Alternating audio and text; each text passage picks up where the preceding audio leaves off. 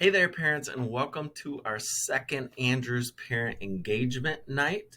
If you were one of the wonderful parents that were trying to log in virtually while we were having this meeting in person, I apologize.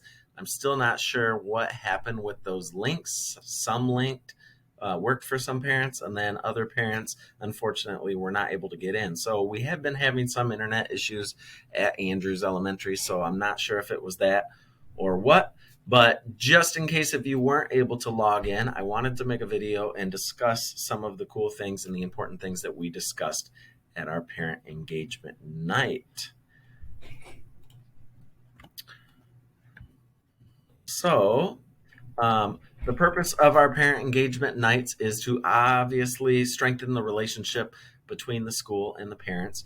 We have a lot of work to do, and we definitely understand that we can't get your child to where they need to be academically without your support, especially if there is a large learning gap. Now, the last few years have been very difficult with COVID and the school closures. And as we move forward, we want to make sure that we close the learning gap that happened during that time.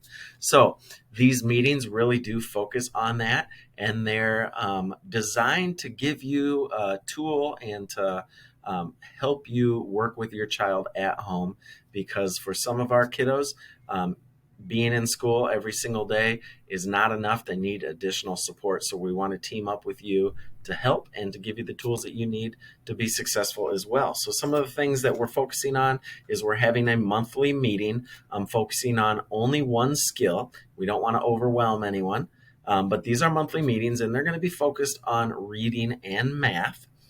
We want to create a team atmosphere. We want to partner up with our parents and work together to meet our common goal of having our students be successful. And then we're tracking this data that we have, and the parents that show up, we're tracking their child's data to see how that compares with a child of similar demographics that don't have a parent that are utilizing these tools at home. So we want to make sure that these are effective and that they're being worked on and are successful. And last but not least, we want to keep it simple, low maintenance, and easy to do. We value your time. We want to keep these meetings 30 minutes or less. We know that you have a ton of things to do, so we're not trying to bombard you with information. We want to keep it straight to the point and beneficial for everyone. Now, in our live meeting the other day, we had our third grade team, Miss McBride and Miss Garn, were present doing the presentation, and we had our second grade teacher, Miss Menz. I was also there and I did the introductions, but for this one, I'll be the one presenting all the information because the teachers are currently teaching classes. So, moving on, we start every parent engagement meeting with this. There is not a single strategy that is more important than getting your kids to school every single day. Attendance is key. If you miss about 10% of school, that ends up being about 18 days a year. And according to the state, if you miss 10%, your students are considered truant, which means we have to follow procedures and guidelines according to the state, like sending letters and things like that. And we don't like to do that. So if your child is sick, obviously we want them to stay home and get healthy. But if there's any other reason that they can come to school, they should please be here every single day. There is a quote down at the bottom that says, in sixth grade, chronic absences become a leading indicator that a student will drop out of high school. So if a student in sixth grade has missed a ton of school in the previous grades, they have a high probability of dropping out of high school. Now, obviously, that's not the case for every single kid, and we understand that things happen. That's just a statistic that we find very meaningful and impactful. So moving on to the content of what we talked about. So this is one that's so important, and it was actually brought up by a parent at our last meeting. So we thank you for that. But engaging a reluctant reader. I know as a parent and as a teacher and as a principal, sometimes getting kids to read is not an easy feat. It can actually be very difficult, especially if a student or child struggles with reading. They don't want to do it. They say it's bored. They say it's too hard. They're not very good at it. All of these reasons are valid reasons for kids to not want to do it. but really with some simple strategies and some tweaks to how we're presenting reading, um, we can kind of get around some of those barriers and encourage students to read. Now, one key thing that I want to make sure to stress is never use reading as a punishment. If you're at home and your child does something naughty, please don't send them to their room to read a book, because then that ties reading with the negative, and that could ultimately make your kiddo associate reading with punishment or being bad. So we don't ever want that. We want reading to be fun, to be exploratory, and to have kids really enjoy it. Because at lower elementary, kids are learning to read. At upper elementary, kids are reading to learn. So the more they read, the better they do. So let's move on to what are some of the things that we can do to help our children want to read. Let me move out of here. So these are some of the things that we hear as parents a lot, and even as teachers, right? I don't like to read. I don't want to do it. So if a student says that they don't like to read, it's not that they really don't like to read. They just haven't found the content that they really like. Myself as a reader, I didn't love to read when I was in elementary till about 5th grade. And then all of a sudden these Goosebumps books came out, not to date myself, but Goosebumps came out. The book number 1 came out when I was in 5th grade. I thought it was intriguing. I gave it a try, and just like that, I was hooked. So providing students with multiple different options is a great way to get them inspired to read. So some of these things could be graphic novels. Those are like comic books, except they're thicker, like books. Now, you may look at those and say, oh, that's not really reading because it's a comic book, but that is really reading and meets all of the things that we need. Just because it's not a traditional book doesn't mean that students can't learn from it, get inspired by it, and take things away. Plus, they're working on key reading skills that they would with any book. So don't ever discourage books like graphic novels. Now, do you want to read those every single time? No, not necessarily. It is good to read great traditional books. However, if that's what the student gravitates to, that's getting that reading practice in there as well. Comic books are also a great resource as long as they're appropriate. Kids can really get into that. Magazines are another great resource. Articles in magazines are amazing. And you can get a magazine on any type of interest level that your kiddo may have. Now, for some of the content, it may be a little harder to read for the kids, so you'll have to support them in that. But that could also be a great kind of bonding experience with the parent and the kid, going through a magazine, helping them read and learning. All right. Cookbooks, also a great way to have an experience with your child where they're reading a cookbook, you're possibly cooking something together. That would be a great way to inspire kiddos when they say, hey, I don't like to read. Reading is all around us. It doesn't necessarily always have to be traditional books. Another one that we hear a lot is it's boring. It's so boring to read. So this is very similar to the excuse of I don't like to read. Okay, if they say it's boring, well, not every single thing is boring. Maybe the book that they're reading in school that they're forced to read, they think is boring. Or maybe in the books that they've previously been forced to read, those have been boring books and not at their interest level. That's okay. I don't like to read things that I'm not really interested in either. So there are some tips and some tricks that we can do to get them to read things, and interest is the biggest thing. So find something that they're interested in. Pick a topic. If they like cars, you could get some books on cars. You could get books on animals. You could get series for just about anything. But you can also tweak the way that they read that book. There's a lot of fun ways that you can kind of make adjustments to how you're doing the actual skill of reading. Like, for example, you could make some funny voices when they read. They could read in a grandma voice or a grandpa voice. They could read any type of voice that they think is fun. A goofy voice is one that we'll show you in a video that just cracks me up. But that's just another way that kids can kind of forget that they're actually reading and practicing reading because they're having so much fun being goofy with the reading. Think about changing up the location. Okay? If you want to read under a table, if you want to read under a blanket with a flashlight, if you want to read in a special cozy spot, those are great ways to motivate students to read. You don't have to sit at a table or sit at a desk every time you read a book. Find a nice cozy place. Sit on the floor. Read to a pet. All of those things are great strategies to use. You could also call people and read over the phone. That is something that students absolutely love to do. Have them call grandma and grandpa and FaceTime them, have them read a book to their grandparents. That is a great, fun way to make reading more exciting. Another way, or another thing that we hear quite a bit, is it's too hard or I'm not very good at it.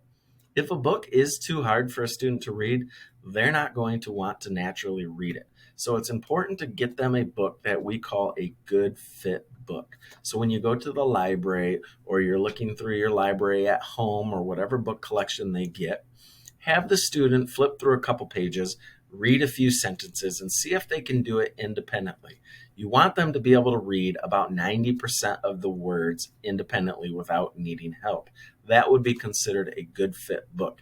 If they have a book that's too difficult to read without other things that are drawing them to the book, like pictures or something like that, they're not going to want to read a book because it's too much of a struggle. And when you're struggling to read through the words, you're not able to comprehend because you're so focused on trying to figure out what the words are. So really focus on those good fit books. And your child should know what a good fit book is because we talk about it in the library. We talk about it at our sunrise assemblies. They should know. Another great tip is a book on tape. Even as an adult, we love to be read to. If you've ever listened to a book on tape, that could be a great way to have your students get some extra literacy practice while you're driving to school, while you're going on trips. That's just a fun way.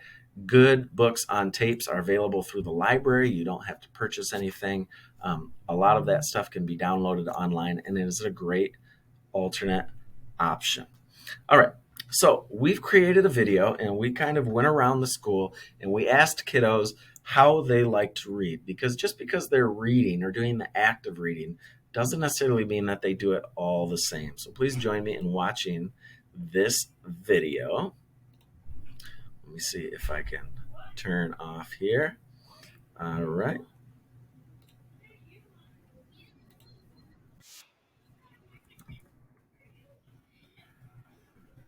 For the past few days, I have been talking to you about.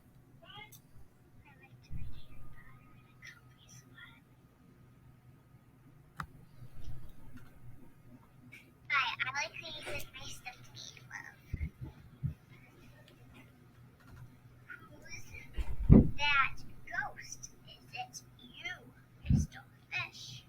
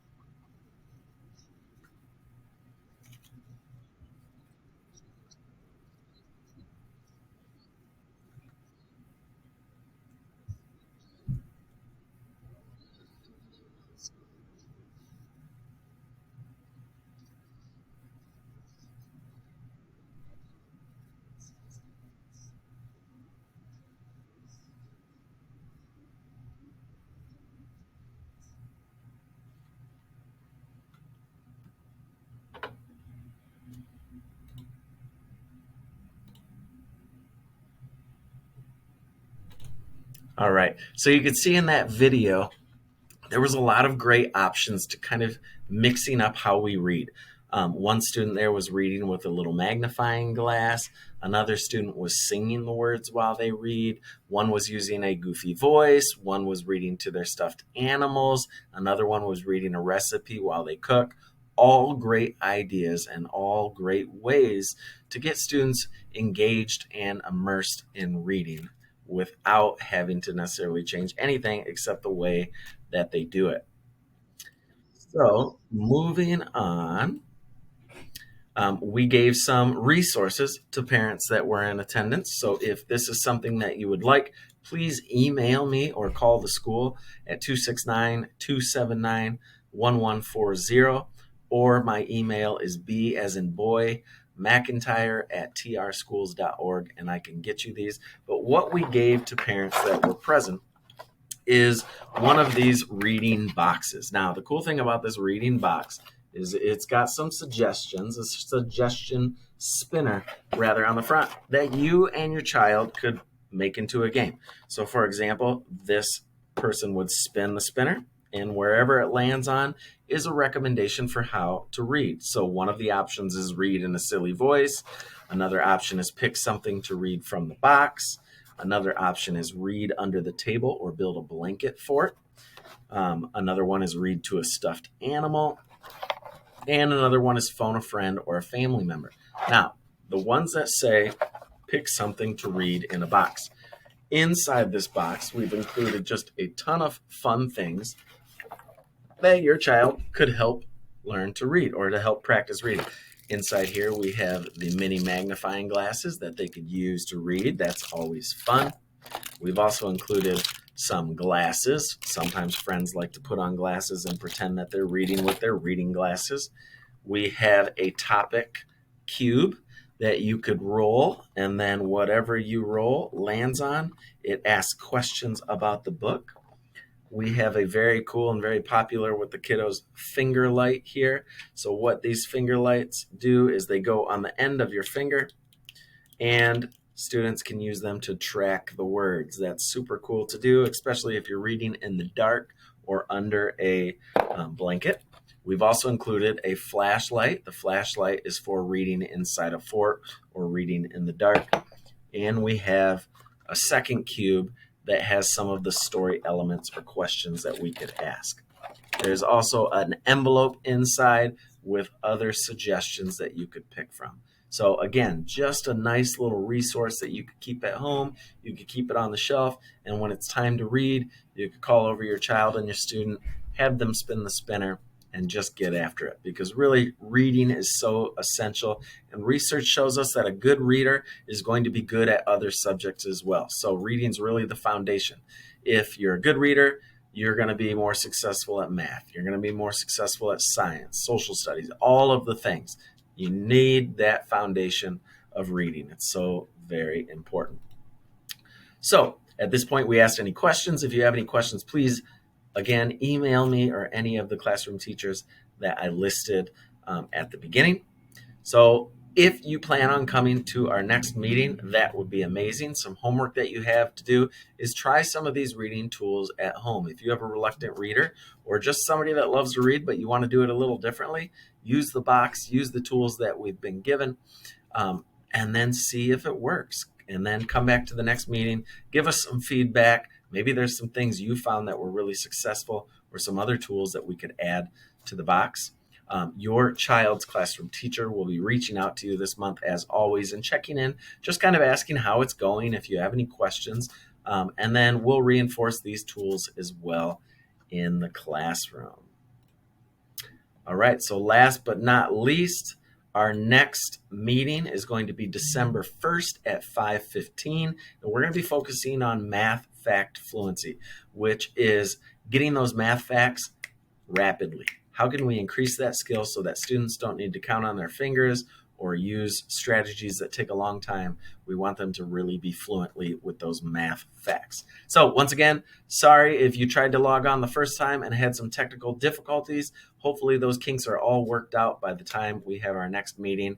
It was a pleasure making this video for you, and please again reach out to me if you have any questions. Thank you.